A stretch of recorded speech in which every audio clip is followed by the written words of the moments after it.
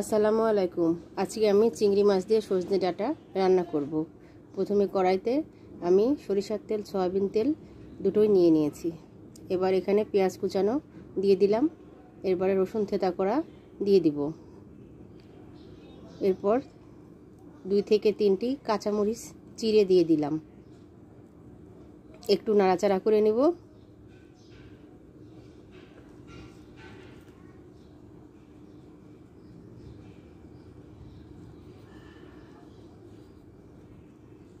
পেঁয়াজটা একটু ভাজা ভাজা হয়ে আসলে আমি বাদবাকি মশলাগুলো দিয়ে দেব। এখানে আমি কিছু পেঁয়াজ, রসুন, কাঁচামরিচ বেটে রেখেছিলাম, সেটা দিয়ে দিলাম। আদা বাটা দিলাম 1 চামচ,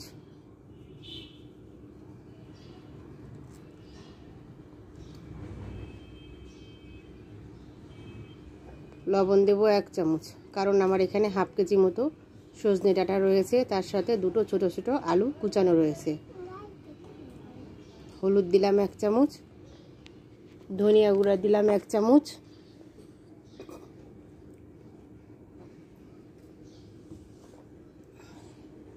জিরা গুঁড়া দিলাম হাফ চামচ, মরিচ গুঁড়া দিলাম 1 চামচ, কারণ এটা একটু ঝাল ঝাল হবে। ভালো করে মশলাটা কষানো হয়ে গেলে আমি এখানে চিংড়ি মাছ কেটে বেছে ধুয়ে রেখেছি, সেটা দিয়ে দিলাম।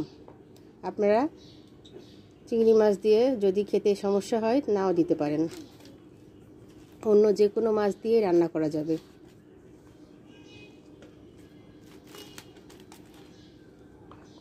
এরপরে আমি দুটো আলু কুচিয়ে রেখেছি, সেটা দিয়ে দিলাম। আপনারা চাইলে আলুটা ফালি করেও দিতে পারেন। এবার আমি সজনে ডাঁটাটা দিয়ে দিব। আমার রেসিপিটি যদি আপনাদের ভালো লেগে থাকে তবে লাইক, কমেন্ট, শেয়ার করবেন। আর যারা আমার সাথে ইউটিউব চ্যানেলে আছেন তাদেরকে অনেক অভিনন্দন, আর যারা নতুন তাদেরকে ধন্যবাদ আমার সাথে থাকার জন্য। কমেন্টে জানাবেন কেমন হয়েছে। যারা ফেসবুক পেজে আছেন তারা আমার চ্যানেলটিকে ফলো করবেন।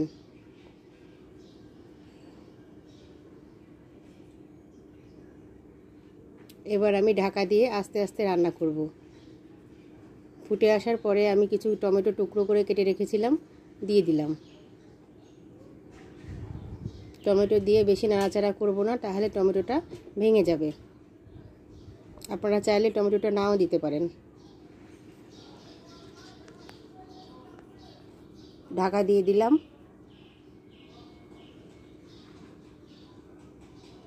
এই রান্নাটা খেতে খুবই মজা লাগে, ছোট থেকে বড় সকলেই পছন্দ করে।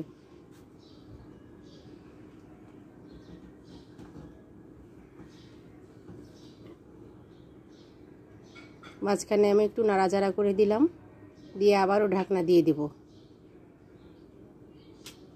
এবারে আমি একটু দেখে নেব সজনেটা সেদ্ধ হয়ে গিয়েছে কিনা। আমি একটু ঝোলঝোলি রেখে দেব। আপনারা চাইলে এটা মাখা মাখা করেও রান্না করতে পারেন।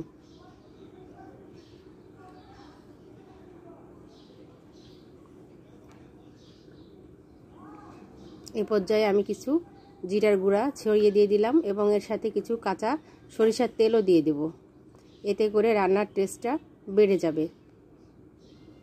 এটা সাদা ভাতের সাথে খেতে খুবই ভালো লাগে।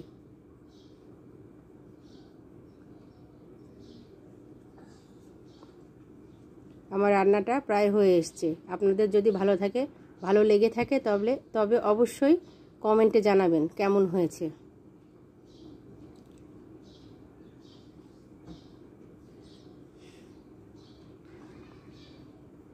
দেখতে যেমন সুন্দর হয়েছে, খেতেও অনেক টেস্টি হয়েছে।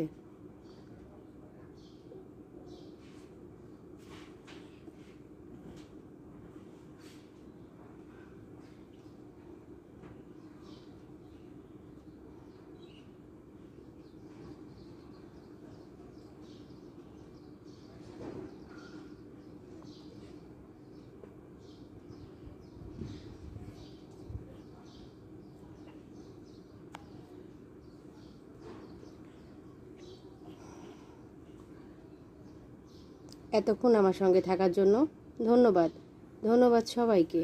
খোদা হাফেজ।